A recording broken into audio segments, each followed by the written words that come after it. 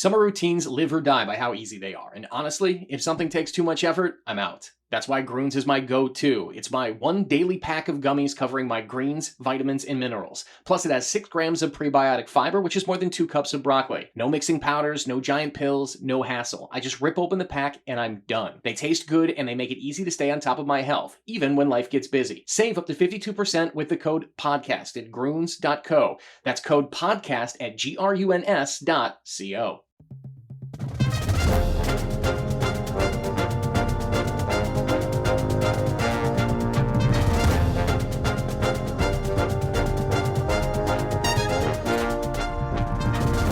It's the Go Gopher podcast with Mike Grimm, episode number 35. I am Mike Grimm, voice of the Golden Gophers, and welcome back to the podcast. Week 1 of the college football season is now in the books, and the Golden Gophers are 1-0 after a 38-0 victory over New Mexico State. We'll recap and review that game, and also look ahead to this coming weekend's home game when Minnesota takes on Western Illinois. And we'll do it 2 ways. First, we'll get a player's perspective with senior linebacker Mariano Sori-Marin. He collected a team-high 5 tackles in that season-opening victory, and will also be joined by the talented Andy Greder, Gopher football beat writer for the St. Paul Pioneer Press. Andy does a tremendous job, and we'll get his insight as well. So it's Gopher football talk on the Go Gopher podcast, episode number 35. Our Go Gopher podcast is presented by alumni-owned Sunbelt Business Advisors and True North Mergers and Acquisitions. If you're a business founder planning to exit your business, start by contacting Sunbelt Business Advisors or True North Mergers and Acquisitions. Sunbelt serves more businesses up to $5 million in revenue than anyone, and True North M&A serves companies with revenues up to $150 million. You can get a confidential, no-cost, no-obligation business valuation started today. Make the most of your life's work. Visit sunbeltminnesota.com or tnma.com today. Our thanks to Brian Slipka. He leads the group in a serving and giving manner. Our podcast is also sponsored by State Farm agent Tony Hoagland at ChamplinInsurance.com. Tony's a big Gopher fan. He's excited the football season is now underway. And our newest partner on the Go Gopher podcast with Mike Grimm is Affinity Plus Federal Credit Union. So glad to be affiliated with Affinity Plus, a local Minnesota credit union providing all of your banking needs, including a top-ranked mobile app. And they do so much in the community as well, including great work with Special Olympics Minnesota, as well as being top supporters of Gopher Athletics.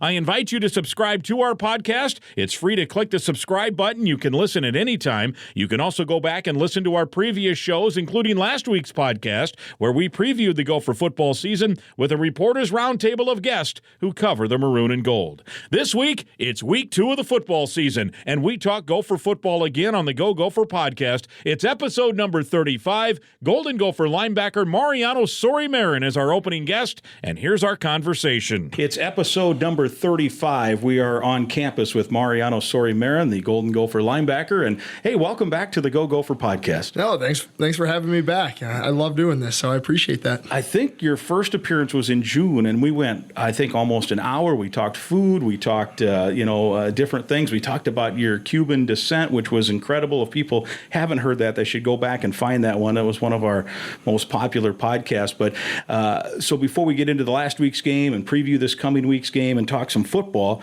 have you added any new restaurants to the resume that you have gone out? I know you're going out once or twice a week just to add some new ones. You got any new reports? I've definitely been adding some. I think I'm around 110 now, maybe 111. I haven't exactly counted, but during the season it slows down a little bit. We got a lot of work to do preparing for a football game on Saturday, but I do make it a goal. Once a week, and I do it on Thursdays. Once a week, I get some guys and we go out to eat. And during the season, I make it a deal that I'm going to do a new restaurant each week. So this week, I haven't decided where I'm going. Still looking, still browsing. But once a week a new spot. Yeah. So, I get 13, 14 new spots throughout the year. That's awesome. So any that you've had since June that you'd add to your top 10 list and have to knock somebody out? Nobody added to the top 10. Not quite. Not yet. Some good ones, though? There's some good ones. I tried Stepchild. That's in Northeast, and they have a really good burger. That's just right across the river. Stepchild was one I tried. Obviously went to the state fair with the football team and just had all the classics there. No, I didn't try anything new this year because I was filming a Meals with Mariano, so I wanted to make sure that I went back to all the classic spots, but got Sweet Martha's cookies, got a Pronto pup, got some sweet corn, dunked in butter. So did all those, and yeah, no, the food's been good around here. I can't complain about that. Listen to you sounding like a true Minnesotan talking about Sweet Martha's and the corn on the cob, and I guess it's 4 or 5 state fairs now you've been to. Well, I guess the one with COVID got knocked out, but you've been to enough to know where you got to go. Oh yeah, and I got to give credit to Josh Shawnee and some of the local native Minnesota guys, because when I came here as a freshman, I did my reading, but until you ask the true guys that have been going since they were kids, you never know. So they took me around, they showed me the way, and now I feel like a true Minnesotan going around. And my family came up for that first game, and we went to the state fair as well. And I had to take them all the spots, and they loved it as well. So that was really cool. I saw you guys out there one day. The team went out. You guys all wearing those bright gold shirts, so you could stand out. But I could tell you guys were having some fun. Yeah, no. If you watch the Meals with Mariano and Camp with Kesich episode on Gopher social media, you can see me and him rode one of the slingshots, and we had a lot of good food. And then to top the day off, we rode some roller coaster rides. So I was fine with it. Didn't sit well with him. He was having a tough time. He didn't throw up, but we were all good and we had a lot of fun. A little queasy on it? A little queasy, yeah. I could not do it. I don't think I could do it. That one, I'd be scared. I'm not. I feel like I do have some courage in certain aspects of life, but carnival rides is not one that I'm willing to put my life on the line. Yeah, you got to go for it. So you were on the slingshot thing that swings around, or so the slingshot thing? It's like there's one little cart, and it's a 2-person ride, and there's bungees, and it basically just slingshots you one time into the air, and then you kind of just ricochet back and forth until they bring you all the way back down. But that initial slingshot is the best, and you just that those few seconds where your stomach goes all the way up to your head is pretty fun. But that's pretty good, no doubt. All right, yeah, I'm out on that, but I'm glad you got to enjoy it. And so Dragon had a little bit of a queasy. He had a tough time. I mean, they only showed a few seconds in the video of me pushing, positively peer pressuring him to get on the ride, but it really took about 30 minutes in actuality before he finally decided. And afterwards, he's like, I'm glad you did that. I'm glad you made me get on. So, we get out of that comfort zone. Yeah, he got a new experience out of that, and I'm glad he was able to do that. So you mentioned your guys' social media stuff. You guys are 2 emerging superstars on that angle. You have Meals with Mariano, and then he's got what is Camp with Kesich. Camp with Kesich, and then Brevin's got a barbershop with Brev. Yeah, those were 3 segments that we did during camp, and it was a new thing that Gopher football media did, and it was a lot of fun.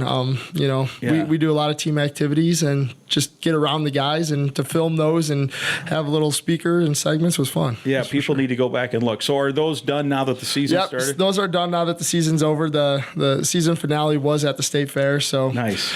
Maybe next year somebody will take over my Meals with Mariano. Maybe you could slip one in on the bye week. That's what I'm thinking. I'll have to talk with some of the guys over in media and get that done. Well, and you mentioned obviously once the season starts, things get busy. Put into perspective a little bit what it's like now when the routine starts. I know you have your degree, so maybe your class room load is a little less now than maybe it was when you're gunning for the degree, or some of your younger teammates are now in that boat. What's a week like? Yeah, for sure. So I'll go from like a standard student that's doing an undergrad, or a football player that's in their undergrad, because obviously right now I'm only in 4 credits, but the base load is 12 for student athletes. So typically, I'll start the week on Monday. Monday's our off day. That's our academic day, and that's filled with a lot of tutoring sessions, meeting with your academic advisor. The coaches have a staff meeting, and they just talk about the players. So it's really just a checkup day. You're getting a lot of treatment. You're in throughout the day, but we're away from football, on-field stuff. Tuesday is where we start the week, and that's game plan day number 1, and that's when the initial game plan gets installed. We're working first and second down, and you start around 7 a.m. in the morning, and you got meetings, practice, lift, treatment, and you really get done with organized football stuff around noon. So you're 7 to noon with organized football, and then you're in the training room, and that's stuff you're doing on your own. You're in the training room, recovering your body. You're in the tubs, in the float tanks, and then you're watching film on your own. And typically you get done around 2 or 3 with that type of stuff, and then you got to go to class. So guys got class, they got tutoring, and that can last anywhere 4 to 5 hours a day, just depending on what their course load looks like, what the amount of tutoring they need. And then usually we come back and meet voluntarily as a unit at the end of the night, and that's around 7 o'clock. So that's for an hour. We're 7 to 8, as the linebackers get together, decide this is the time we're going to get together and watch some film. We'll watch practice from that day. We'll continue to study the tips and tendencies. And then that's a Tuesday. So you're really 7 to 8 p.m. on a Tuesday. And I'd say that's the same for a Wednesday. Thursday's a little bit different because we have a lot more meeting time, and we're doing a walkthrough. So we're not in pads, but the practices is much longer because it's not that load of running around. We're walking around. We're talking through a lot of situations and the mental aspect of the game plan. But then again, afterwards, you're doing your class, you're doing your recovery. And then Fridays, we call it Fast Friday because you're up early. We do a quick practice, quick meetings, and then you have a little bit of time off, but then we're going straight to the hotel. And, we get to the hotel around home and road, right? Home and road, yeah. So we get to the hotel around 4 o'clock on a home day. If we're traveling, we usually take off here around 1 or 2, depending on how far the away game is. And then you're at the hotel, and we have meetings there. We have more treatment there, and then you wake up Saturday morning, it's game day. And that's a weekly schedule. And then what's Sunday involved? So Sunday, besides being sore. Probably. Yeah. So Sunday involves a lot of soreness. But Sunday morning is time off. If guys want to worship, sleep in. You just got done with a long game, and then we come in around 1 or 2 o'clock in the afternoon, and we have massages. That day is dedicated to a lot of treatment. You think about, you just played in a football game. You played 40, 50 snaps of football. You need to get your body right for that week. So it's a lot of treatment. We have meetings in the afternoon, and then a quick practice. And for the older guys that played in the game, the 1 and 2 deep, that consists of corrections from last week's game. And then the young guys actually do a little bit of scrimmaging. And, they got to keep their bodies fresh. They got to keep playing live, fast football. So they didn't get to play in the game on Saturday, so they're doing a live scrimmage Sunday. And the older guys get to watch and coach them and see them develop throughout the year. I know coaches have, too, said that helps them kind of evaluate that scrimmage. Okay, this is a guy that we can project next year might be in this spot, or 2 years might be here, or on a rare occasion, we got to play this guy. Right, no doubt. This year. No doubt. I mean, some injuries occur, guys get banged up. By the end of the year, some of those, we call them roofers. Some of those roofers that we're playing doing those Sunday night scrimmages, they're playing later in the year. And so that's why those scrimmages are really important, so they can continue to develop, see that game speed, and get better, because you never know when you're going to need to call them. Yeah, no doubt. So it sounds, based on that a lot of the classes that the football team has to take are got to be mostly afternoon or even evening classes? Yeah, so all afternoon. We can't take classes during the season before 12. And it flips in the spring. So when we're in spring ball, you can't take classes before in the morning. Yeah, you got to take classes in the morning. So it flips, and that gives us a great opportunity. I prefer the mornings, but the schedule's perfect for us, because you can take that morning class in the spring if you need to, or you can take that afternoon class during the season. So it's designed perfectly. Yeah, and you have enough of the academic counseling in terms of they can find out when classes go. So there's planning, I guess, is what I'm saying. Yes. Not all of you guys are going to need tutors necessarily, or what have you. Right. But probably all of you need some sort of help in regard to. Oh, no doubt. Here's what the schedule looks like in the spring. Here's what you probably need to do to take classes.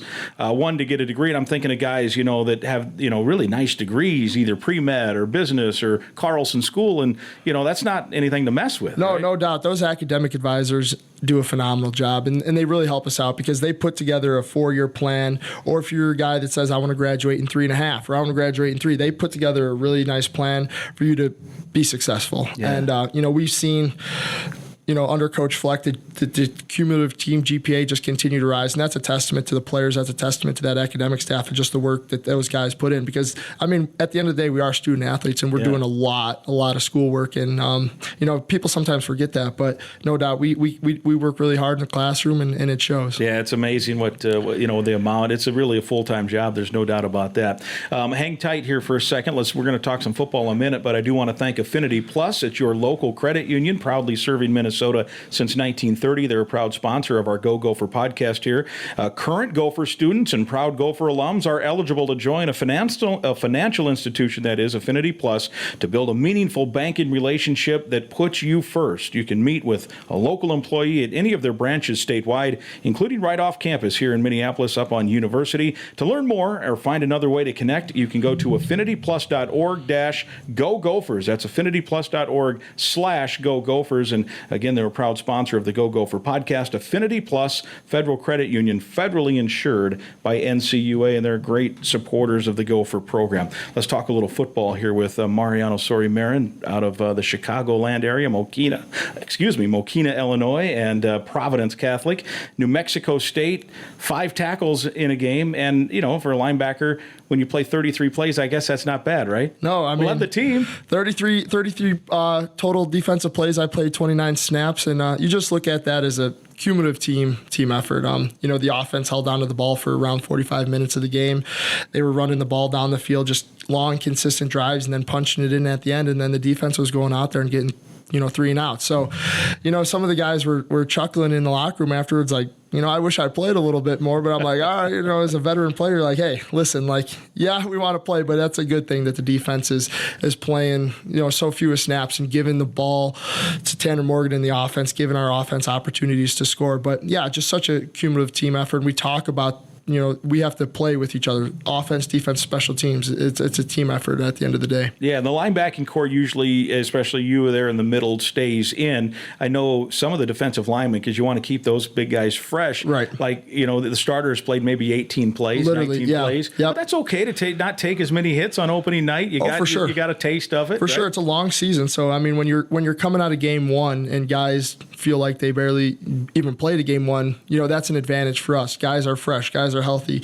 And we just have to continue to get better each week. And, to go into week 2 and have those few amount of reps, guys are fresh, we're ready, and we just got to, go out there and execute. 38-0 was the final on Thursday. Do you like the Thursday night game? Yeah, I it's been a Thursday night game every home opener for me. So I think it's really cool because, you look at that Saturday and there's a lot of good games going on, but that Thursday night, like, people tune in for that. I know a lot of my friends love it too, because it's like, it's a first true night of college football. And, it's a Thursday night, you're under the lights. Students are just getting on crowd. Yeah, it's a phenomenal crowd. Students are just getting on campus, and we don't actually start classes until that next Tuesday after Labor Day. So everybody's coming out. The students are really excited to be back on campus and watch them go for football. Yeah, and then, it's not a bye week, but it's a little bit because you get the extra couple of days. Yeah, that's got to be nice too, particularly over a holiday weekend. For sure, you get a few extra days, and that allows us that extra recovery, that allows us a little extra game plan time, and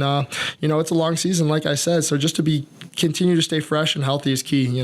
Did it feel good though, just to get back out there too? Because I think you and I talked even in the week leading into it, just to have someone in another colored jersey on the other side and get back out there. Yeah, it's a long fall camp, and you're all leading up from January through spring ball, summer, fall camp. You're just going Minnesota on Minnesota, and you're constantly. I mean, these are our brothers, but after a while, I want to hit somebody in another color. So to get that first opportunity in that first game, it's really always exciting, because that's the first time that the Bullets are live since last year. And even as a veteran player, this is my 5th season. That first game always is a little crazy. Those first few plays are like, wow, it's fast, it's back, football's back. So yeah, I was just really proud of the team effort, proud of the way we played as a defense, and it was a blast to be out there. Did you, obviously from year to year, you want to, and we talked about it in June, you had a certain couple of things. Hey, this summer I want to work on this, and this fall camp I want to work on this. Could you tell? I mean, did you think there, did it feel the same, or is it too tough to know? No, you for sure see that growth, and you see it, in a fall camp, and then that first game's that first time you can put it on display, when the Bullets are live. But you see that growth, and the things that you work on all offseason finally start to pay off. And we just talked about being a committed and a defense that comes together and plays together. And that's so important. And we were able to see that. It was limited with 33 snaps, but I mean, those were a good 33 snaps. You throw on that tape, like guys were flying to the ball, guys were doing their job, guys were playing hard for each other. And that's what you wanted to see because that was our main focus for the offseason. I think at one point I looked, the Gophers had 27 first downs and New Mexico State had 3. And I think it was either late third quarter, might even been early fourth quarter. So you give up a first down a quarter on average, you got to be, playing at a pretty high level. That said, were there some things you took out of it that, hey, yeah, here's a spot the defense has to be better for next week and the week after? Oh, no doubt. I mean, anytime, we throw on a game, there's things we can get better at. And it's everybody's first week. That's New Mexico. I know New Mexico State played a game before that, but it's early in the season. There was things communicationally that we could have done better. There was a few things that happened that maybe we got away with in that football game that as the schedule goes on and as we get into, games down the road, that maybe you're not going to get away with that. It doesn't show up in that game. We got lucky. We got to continue to learn from it. You don't want to look at the result. You want to look at the process. Maybe it was a third down stop, but maybe we cut a receiver loose. Like those are things that can happen and you have to improve from because that will come, that'll catch up to us eventually. So yeah, for sure. There's a bunch of things we have to get better at. And, our coaches gave each position coach gave their room 3 things to work on this weekend. We've been applying it at the linebacker spot, and we just got to continue to work on that for Western Illinois this Saturday. How cognizant were you? I mean, obviously, you didn't give up any points, but at the point they finally crossed midfield, and now they're, they didn't quite get to the red zone, but okay, we want to preserve the shutout. Is that something you think about? Like, hey, we want to keep them out here? I mean, you're not worried about that. You're just worried about the next play. Yeah. And if you worry about the next play, the result will take care of itself. Like obviously we knew that we hadn't let up any points, but if you're looking to defend points, you're going to take away from the play that's right in front of you. And before you know it, they'll be driving down the field. So, it's in the back of your mind, but that's not your focus. That's not your main focus. Your focus on that play in front of you, stopping them, limiting them to where they're at, and knowing that the result will take care of itself. Then you got to celebrate with T-Time. Oh, no doubt. Pick, right? No doubt. Yeah, no doubt. And we talk about those narrow plays because that was a third down stop, third down interception where we call that a 4-point play. So that's a third down nearing the red zone. Let's say they get a first down there. Now they have the potential for 7 points. Let's say we get a stop there. Now they have to kick a field goal. So the difference between 7 and 3 is 4, and we call that a 4-point play. But then when you get a turnover, that's a 7-point play. Yeah. We took 7 points off the board there, a possible 7 points, minimum of 3 if they kick a field goal. So those are key plays. Like that play down there just, in the grand scheme and at the end of the game, you can add up a lot of points down there. Yeah, no doubt. I guess short of scoring a defensive touchdown, that's about as close as you can come to scoring points. For right? sure, for Keeping sure. them off the board. No doubt. In a close, tight deal. You guys don't huddle much on defense. I know you're looking, and then personnel comes in, and there's signals. And obviously, I don't want you to give a lot away in terms of what right. what's going on there. But I do want to just in general terms. It seems to me in watching, you're kind of the field general. You're directing some traffic. You see when new personnel comes in. Just kind of take me through. Okay, whoever it is, they're done with their play. Let's say it's 2nd and 8. You're getting set up. Take me through what your role is at that point. Yeah, and I think the reason we don't huddle as a defense is a direct response to offenses. You don't see a lot of offenses huddling anymore. True. With the spread, a lot of the signals, a lot of the play calling is either signaled in from the sideline or somebody's running a play onto the field and the quarterback's making checks. So we can't huddle as a defense. You'll see that in the NFL where the offenses are huddling and then the defenses can huddle as well. But the offenses, especially in college football, running spread, getting signals from the sideline, they're lining up. We have to be prepared to defend those formations immediately. So if we're in a huddle and they're already getting signals from the sideline and are spread out, we're at a disadvantage and we're out leveraged. So we're really set from the start, and we're getting our signals from the sideline as well. And that's just kind of how football's evolving. Yeah. I remember everybody used to huddle, and I love huddling. I think it's cool to run up to the line and things like that. But you got to adapt as the game adapts. Yeah, and then now you guys have such a deep, maybe the deepest defense. I think you'd have to agree, right? Deepest For defensive sure. roster since So you've much been experience, here. so much depth. So your defensive coordinator looks to me, and we haven't seen it yet, probably, but there's some opportunity here where there's going to be some sub packages based on situation. Yep. Are you the guy? I mean, obviously the coaches are calling it, but are you the guy that's going to help get everybody in the right spot? For sure. So up in the box, we're just matching personnel as they're subbing tight ends on, putting more receivers on, whatever. We're signaling similar body types. So obviously, as more receivers come on the field, there's going to be more DBs, it's more tight ends. We're going to put more linebackers, and that all comes from the box. So they do a great job.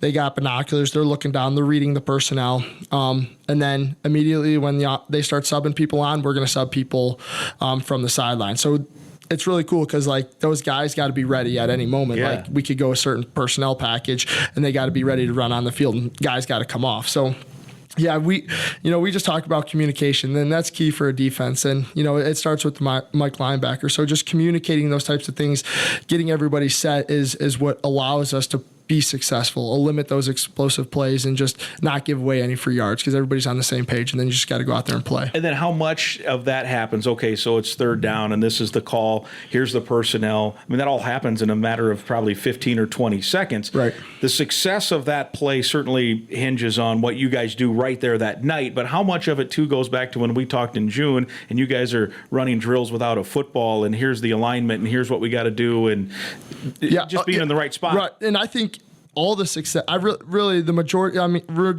majority of that being prepared comes in the off season. I mean, the game is where you just go out and you just do it. It's you've done it 1,000 times, so you can do it in your sleep. Just being prepared, knowing the tips and tendencies, knowing your job on each and every call, communicating, being on the same page, and that comes from walkthroughs, film study sessions as a unit, film study sessions on your own, studying the playbook on your own. All that goes into making one simple play. So a third down stop, there are hundreds of hours that go into just making a simple third down stop. People just see the result, but there's just so much work that goes into it collectively as a unit and then individually as a player as well. Braylon Oliver, a couple weeks ago, he met with the group of reporters that covers the team. Maybe, I think it was the first time since his injury, and he talked about that. But he said one of the big advances he made was learning how to study film, and he tipped his cap or his helmet to you in terms of that you've taught him kind of what to look for and then how to implement it. So a two-part question. One, how did you learn that? Maybe were there some Gophers older than you that helped you, here's what you watch. But two, I think it's one thing, hey, I'm going to put in 8 hours a week watching film. Okay. But then how do you implement what you see into being efficient and productive on the field? Yeah. First, I think where I learned to watch film, I can give credit to a few people, but as an older player, I remember Thomas Barber was always in, and to have him back on the staff is really cool because he was really my mentor, and he taught me how to watch film. He taught me how to study tips and tendencies. And then obviously Coach Rossi as well. He does a phenomenal job of giving us those tips because we have a lot of people on staff, a lot of volunteers, GAs. Those guys are responsible for finding the tips. They do a lot of that minute studying, a lot of data analysis, coming up with the percentages, and then it's really a collective effort, and we come up with those tips and tendencies. So when you get the list from the coaches, now it's time to go study the film. And, Barber just showed me like, all right, so if you get this certain formation, we're expecting this play and this down and distance. It's easy to read that in a bullet point on the tip sheet, but to watch it on film and just kind of take that mental rep. So when you're in the game and you see that exact formation, to call out that tip and to be prepared for that play. And then just going on the second part of the question, like I said, is studying those film studies. So when you're in the game, you've already seen it. You've already made that check, if that makes sense. Like I said, there's been countless times where we've studied tips and they show up in the game and they've made big time plays for us. I think those are really cool things. Like from the football standpoint, where it's more chess than checkers. Right. You know what I'm saying? Or it's more chess than checkers, because you're kind of scheming and out preparing each other, and you already know the play before it happens. Yeah, that's great. And then I suppose there are times where The offensive coach on the other team might say they might have self-scouted and said, Yep. they're probably expecting us to do this, so let's do this.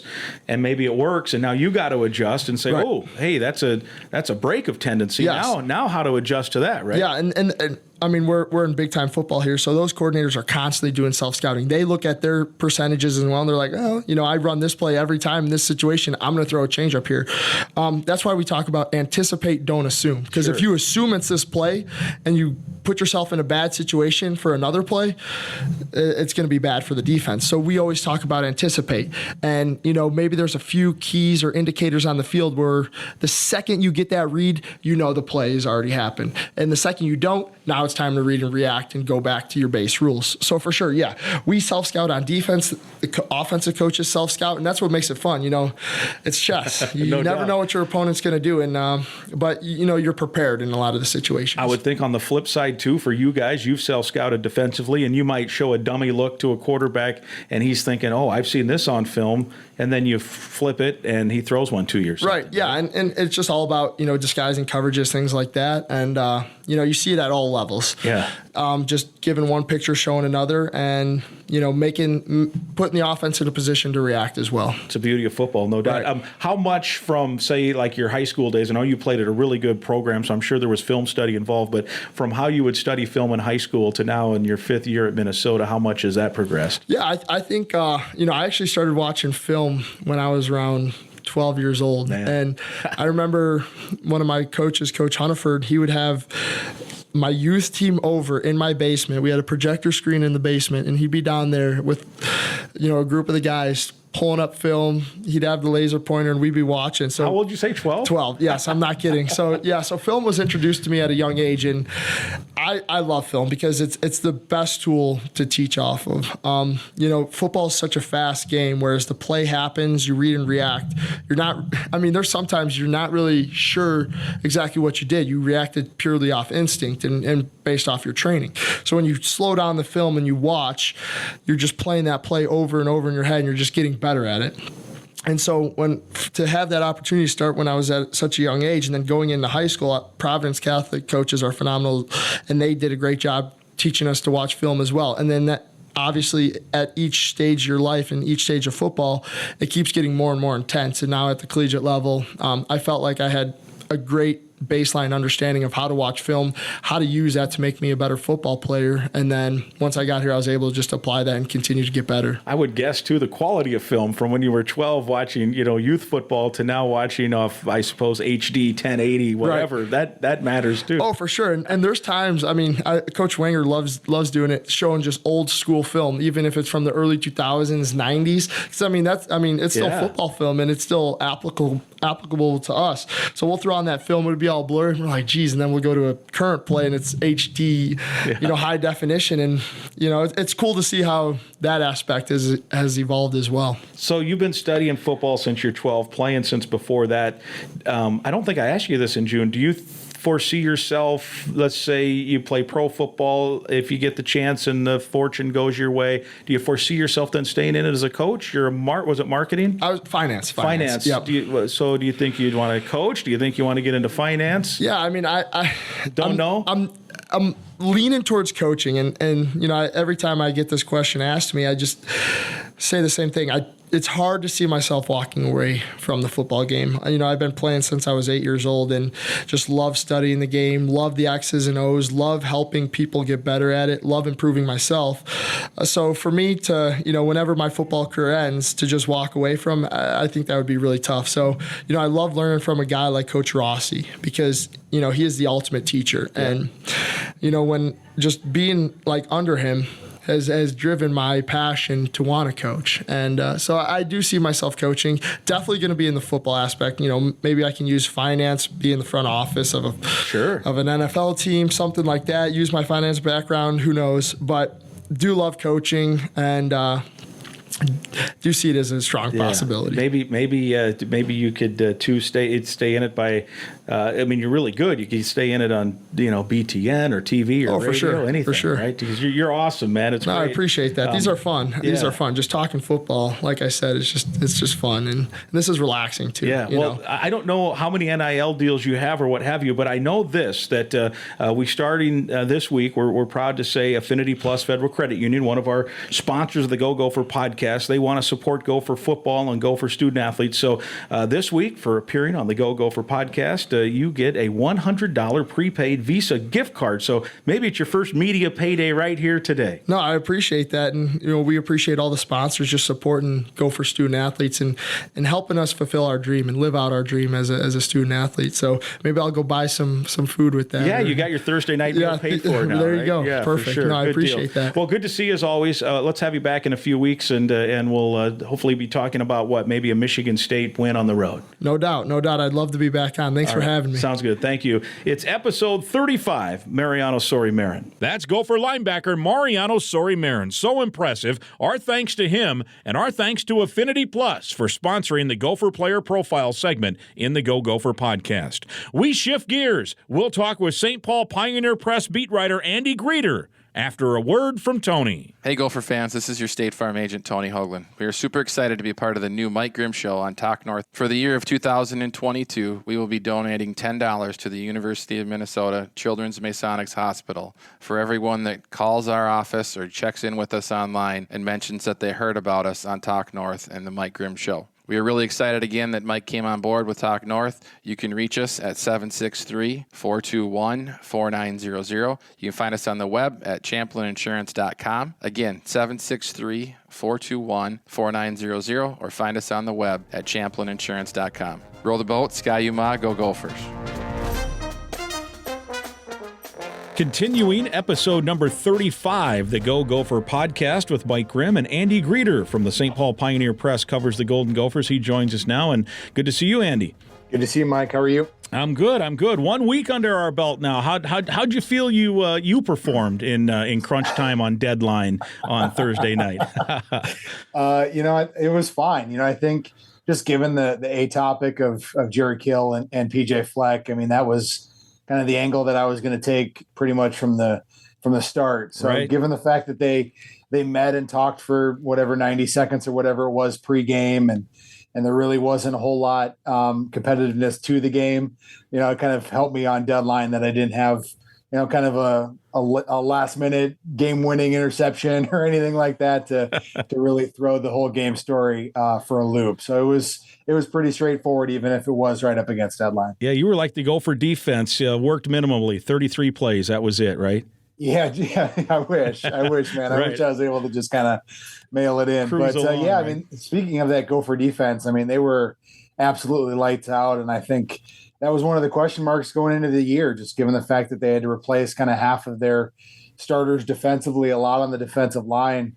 Obviously, you have a quality of opponent that I think is part of this conversation as we go and review week one. But to be as stifling as they were and not really let New Mexico State have anything was really a testament to, I think, what the level could be for this defense. Yeah, no question. And I want to ask you what your takeaways were, but you mentioned the Jerry Kill part of it, and certainly that was a build-up up to it. So I do want to get your assessment of that. Obviously, he's a guy who is going to, he's built programs wherever he's been. He's taken these kind of jobs, and he has some work ahead of him. It's clear that team was, not competitive, and I think they're probably in for a long bout. But I thought he looked good. I thought he was pretty fiery. I watched him in the Nevada game, man, and I didn't remember him being quite as fiery even with Minnesota as he was then. But you got to tip your cap to him. I know a lot of people have said a lot of things, and he's gone through some tough things. It seemed to me, and I'm hoping upon hope that it seemed to me that even in his post-game comments and with the handshakes, it seemed that he might be ready to let bygones be bygones. I hope that's the case. What was your take on that? Yeah, I agree, Mike. I think he was willing to kind of let things go and kind of look back and reflect on it and say, hey, I'm always been an emotional guy, and maybe I let my emotions get the best of me, and I'm really loyal to Tracy Claeys, and not to rehash all the things that happened, but Right.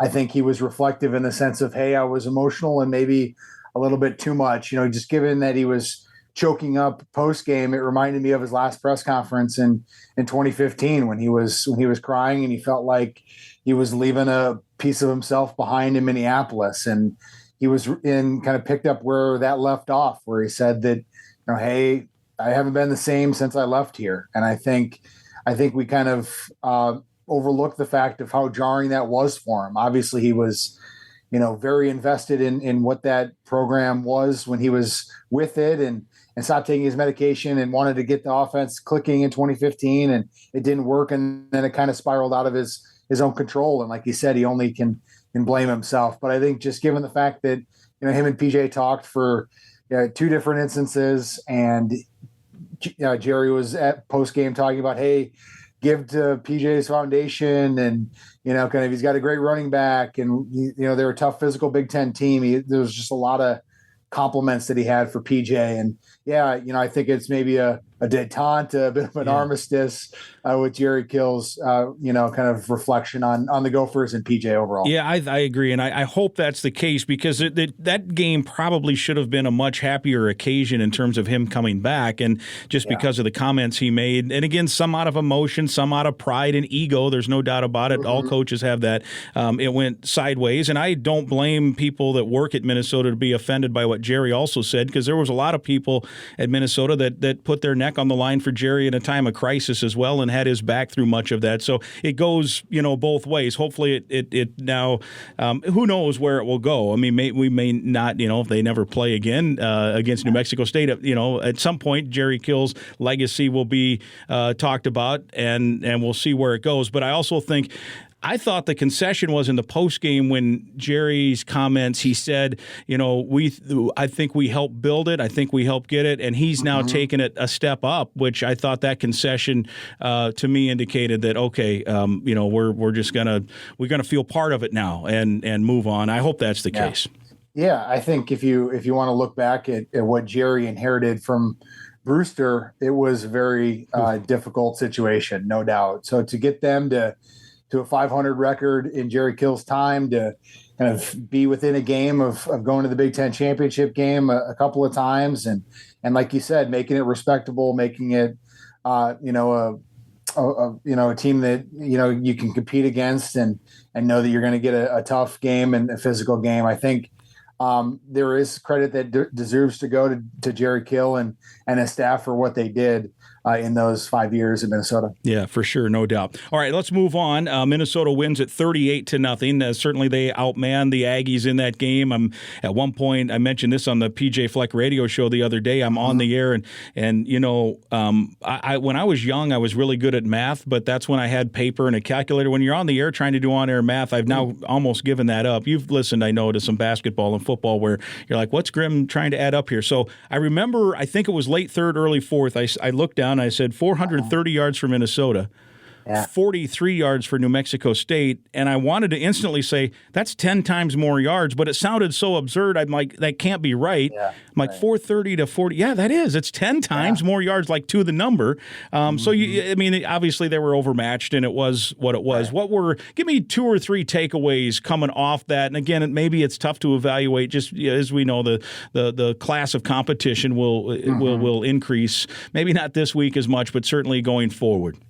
Yeah, I think, offensively, I think people were looking to see what Mo Ibrahim and Trey Potts were able to do, and see them come back as strong as they look to be, I think is really a good sign for this Gopher offense. Obviously, when we talk about balance in this offense, it's never going to be 50-50 with PJ Fleck running the show. I think 60-40 is probably more like it. And I think when you have, two running backs you can count on, and what they showed on Thursday, I think it's a really good sign for what this offense can do. Kind of the second offensive point I noticed was just Tanner Morgan's poise in the pocket. I think he completed, 68% of his passes, and that's kind of around the number that he had when Kirk Shiraka was here the first time in 2019. I felt like he was poised in the pocket. They don't like the word comfortable, but that felt like he was very comfortable in the pocket on Thursday. And, he made smart decisions when the first play broke down he scrambled a few times. He kind of got out of the pocket, bought some time, found some open receivers, and I think that's a good sign for what this offense can do. And they worked on that a lot. We just got off the Zoom call with Kirk Shiraka here, and he talked about kind of once that first play breaks down, the second play needs to start immediately, and you need to make spontaneous decisions. And that really is what Shiraka thinks separates great quarterbacks from average ones or below average ones, is making the smart decision at that time. It's not, taking the ball and running 70 yards, but, just picking up the first down and moving the chains. I thought Tanner did that very well. Defensively, like we talked about earlier, they were just incredibly stifling. I think they got maybe 40 yards on that last drive. A lot of it aided on Beanie Bishop's pass interference call that he caught the ball over him and they declined the penalty anyway. And then Terrell Smith with the shutout saving interception in the end zone. Besides that, I don't think they were in Minnesota territory. I think they had, 2 or 3 first downs through 3 quarters. It was just absolutely lights out. And I think we saw some of the depth on the defensive line. I thought that was impressive to see. I think, Joe Rossi just got done talking about how he feels like they've got different pass rushers, different interior defensive linemen that are not all the same, so they can mix and match. You got a Trill Carter who's a stouter, more of a run stuffing type of 3 technique, and you got Gage Keys who's a little bit longer, a little twitchier, maybe more of a pass rush type of guy at that same position. And you can mix and match different packages based on the difference in players that they have along the defensive line. So it'll be interesting to see how that develops as the year goes. Yeah, I agree. I think all those things were similar to my takeaways, and I would even take a step further on your first one, which was also my first takeaway in terms of the rushing game was, it's one thing for, I think, Muhammad and Trey Potts to be back, and again, against, look, Jerry's going to have to rebuild that. I don't think he'd take offense to us saying that they were, out of their class. So, most Big Ten running backs are going to have a good day probably against that group of defenders. That said, the fact that Mo made a couple of really good jump cuts, he laterally moved. That one of my favorite plays is that outside zone that he runs where he hides behind everybody like Emmitt Smith used to do, and the next thing you know, it's 2nd and 1, right? And they did a few of those, and he spun and broke some tackles. So it wasn't just like, okay, he had 132 yards. I thought he showed enough moves regardless of who the competition was that I think we can say, assuming that there's nothing downhill from here, that right now, is it the Mo of old? I don't know, but it's a Mo that's going to be productive in Big Ten football games, right? Yeah, for sure. I think given the fact that he had a year layoff and that he was able to trust what the reads were, right? Obviously, he's got amazing vision to kind of find those holes, like you said, on outside zone. And then to kind of have the patience to be able to wait for it. I remember his first carry of the game, I think it was a 16-yard gain, and kind of waited for it to develop and made a cut. And then he got to the next level and kind of stuttered a little bit, made another cut. And it was kind of an effortless 16-yard gain. It was his longest of the day, but it was kind of indicative of the Mo of old, that he's using his tremendous vision and backing it up with his athleticism. And yeah, like you said, he had some nice cuts, some spin moves. He ran over some people, which everyone likes to see with Mo. And at some of those points, you're like, okay, like you don't have to do that. You can avoid the contact. This isn't, Wisconsin that you're facing. Yeah. But I think it was good for him to kind of have that kind of natural sense about him. I thought Trey maybe needed to settle down a little bit. I thought he was maybe a little bit running through his shoes at times, and he obviously calmed down and had a productive day as well. Yeah, a great observation. Daryl on the radio broadcast mentioned that Trey looked so excited that the patience you mentioned necessarily with Muhammad maybe early wasn't there with Trey, but once he got his skis under him, so to speak, then he showed that he too looked to be like, he can be a productive running back. So I thought, to me, those were the two biggest takeaways, that Mo and Potts were not just productive, but they looked like they can move the way you would need to move in a Big Ten game, and obviously that's going to be a key piece of this team. And then defensively, it was so few plays, who knows, right? It's hard to evaluate, but they were efficient. They smothered them. Like you said, I think it was at one point, I remember saying on the broadcast, 27 first downs Minnesota, 3 New Mexico State. I doubt I've ever uttered those words before. 27-3 in first downs is, pretty remarkable as well. So, and honestly, a takeaway, as weird as it sounds, it can be they won the game. It was a big favorite. It was against a bad team. And look, under PJ Fleck, they've only lost one non-conference game in 5+ years now. One, that's it. But it's one that everybody remembers. And Bowling Green, a 31-point favorite. So at the end of the day, to win it, and then win convincingly. I think PJ called it workmanlike. To me, does that mean this program is, and you and I and everybody else watched tight ones with Georgia Southern, tight ones with Fresno, and certainly those teams are better than what this New Mexico State team was. But I thought, is this a sign that, this is another potential step that you're going to put away these guys and, this team is not going to mess around? Maybe. Who knows? Yeah, I think, I was looking at some of the passing charts today, and I don't think Tanner had a throw over 15 yards downfield. I think they were very, like when you talk about workmanlike, I think they also limited what they were doing in the playbook. I think they, kept it very vanilla in a lot of respects. I think they're waiting to keep those things for later on this year. So if they're able to do that here against Western Illinois and maybe even against Colorado, then they've got kind of a full unveiling if they want it against Michigan State in a couple weeks. And I think that's kind of the goal here is you're a 37-point favorite again of kind of keeping it, vanilla if you have to and if you want to and kind of limiting how much you're playing. I think we haven't talked about the fact of, those 33 plays that the defense was on the field for was a program record. Yeah. I think about 7 plays, which is just amazing that they were able to limit them as much as they were and to stay as fresh as they were able to do as well. And, it's interesting. Obviously, when these schedules are made, it's years in advance, so you don't know the situation. But these two opponents really are similar, both in first-year head coaches, both in absolute 100% rebuild mode. I know this Western Illinois team for spring ball had, 40-some players is all, and they had to add guys. And obviously, Jerry Kill's working through trying to add to rosters through, JUCO and whatever means. So they're both in first years, both, struggling rebuilding programs. So I think you're right. Workmanlike. I think PJ Fleck, the head coach, would take another workmanlike effort Saturday and go win by 38 or whatever it is and move on to Colorado, right? Yeah, for sure. And I think, one of the keys is there's no way that you can guard against this, but if they're able to stay injury free or to limit them, right? I think that's really the big thing is to win handily and stay injury free as possible. That's really going to be something that is going to be looked at coming out of this game. And let's assume it where it is a point where PJ is going to have to figure out when to pull the starters and when to let these guys get in. And we talked about it on the coaches show a little bit because PJ admits he's a guy that probably leaves his starters in more than most. I think he got burned a time or two early in his career by pulling the starters. And, as he likes to use the analogy, you stick your hand on the stove a few times. And so he leaves his starters in a little bit. That said, and I asked him about it on the coaches show, and he commented on it a little bit, they fancy themselves, and they have to, as a developmental program. So at some point, some of these young guys, when you got a low leverage situation to get them into a game, where is that fine line if you got the lead to, okay, Tanner, you've had enough. Let's let Cole Kramer for a while get in there, and let's let Ethan Kaliakmanis, who is, probably, going to be a starting quarterback for this program at some point in the future. You don't want that first snap to be in East Lansing, God forbid, because of an injury.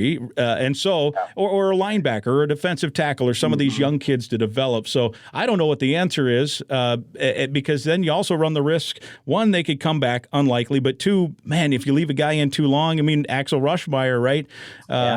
Thank goodness it sounds like he's okay, but he did get an injury in a game that was out of hand. So, I don't want to be a coach. It's fun that we get to talk about it, but those are decisions the coaching staff, probably wrestles with, daily and then certainly within the situation. Yeah. Absolutely. I would have done it if I was on the sideline. I would have probably pulled the starters a little bit earlier. I felt like it was pretty well in hand. The defense wasn't giving up anything, and I don't think the level would have dropped all that much if you have backup players in the game as well. Obviously, they're going to be itching to play and play well and do well, and they're clearly a step or two above New Mexico State in their own right, even as Gopher backups.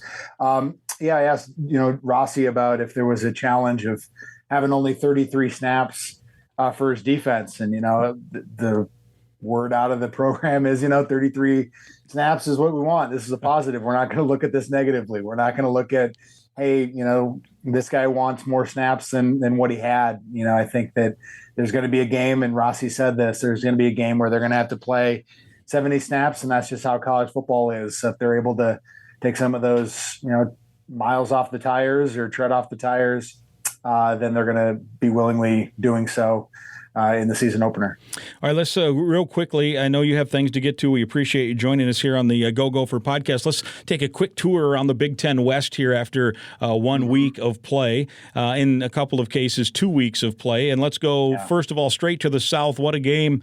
7-3, the Iowa Hawkeyes, the defending champs in the division, really got nothing going offensively, to the point where you see the score 7-3 and you say, oh, they got a touchdown at least against the Jackrabbits. And nope, that's not the case. It was the defense scoring 2 safeties and the offense getting a field goal after a turnover. What did you? I don't know how much you got to see or the highlights or the storylines. What was your takeaway from that game?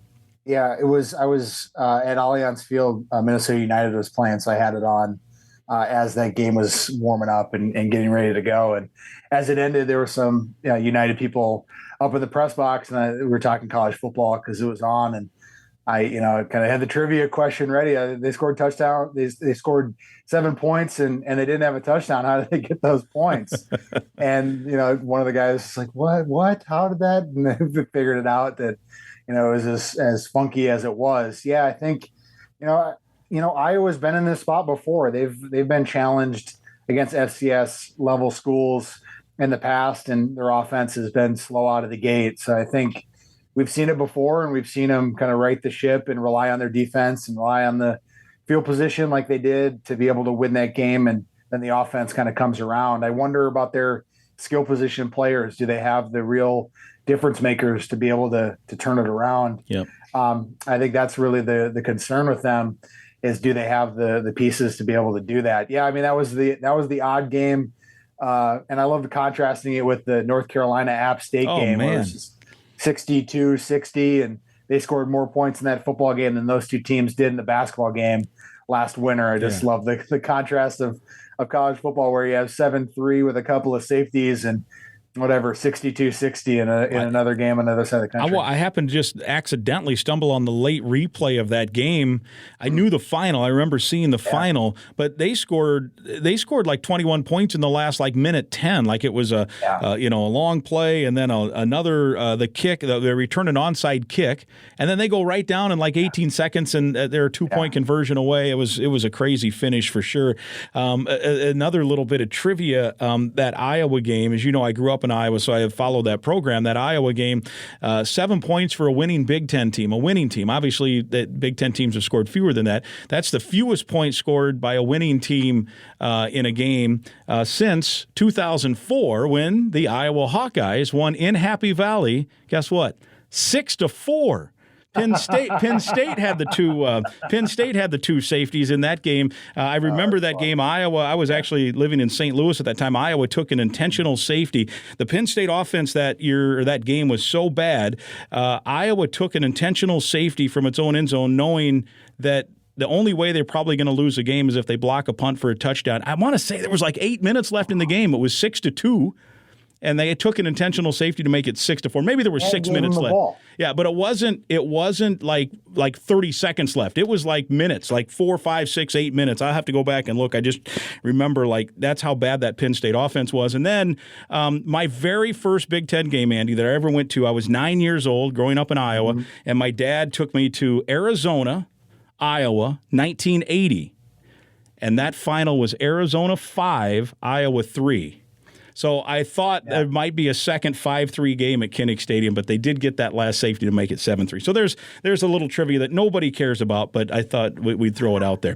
Nebraska, I know we got to get going here. Nebraska obviously blew that game with the onside kick situation out in Ireland against Northwestern. Northwestern 1-0 in the league, and then 24-17 going into the fourth. North Dakota making a game of it, and then they got a couple of touchdowns late to make it comfortable. But what's going on in Big Red Land?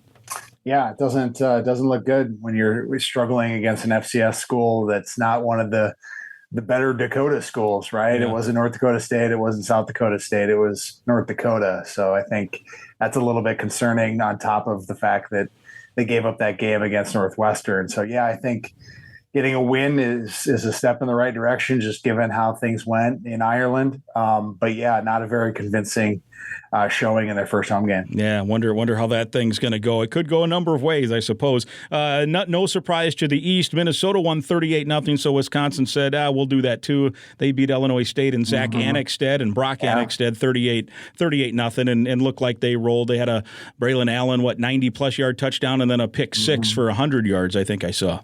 Yeah, I think Zach Annexstad, had a couple interceptions. So wish the best to him as they get rolling in a maybe more competitive schedule later on this year. But yeah, pretty one-sided game in that one. And I think, for the most part, the FCS schools across the country, kind of wilted against the bigger boys kind of across the board. You mentioned the two examples that it was competitive, but you saw a lot of ranked top 25 ranked teams really take it to some lower FCS schools, and I think it's going to be a similar thing against Western Illinois here this weekend for the Gophers. Purdue Thursday night gave Penn State everything it wanted. Probably feels like it should have won the game. That's a team that a lot of people, I like them because of the schedule, and they have the best quarterback maybe in the division. But from a Minnesota standpoint, it's probably a good thing that Penn State won that game, and I thought Purdue showed something a little bit too. Yeah, for sure. I think if you're trying to finally win the West, to have Purdue with a loss already right out of the gate, I think is beneficial for them. Obviously, it was a nip and tuck close game, and Purdue shows themselves to be pretty competitive. So I think both of those games for the Gophers will be big challenges. I think having Purdue come here bodes well for Minnesota, and obviously going to Penn State for the whiteout game will be a massive challenge for Minnesota. And then lastly, we mentioned the Northwestern game with Nebraska, but I wanted to ask you about Illinois.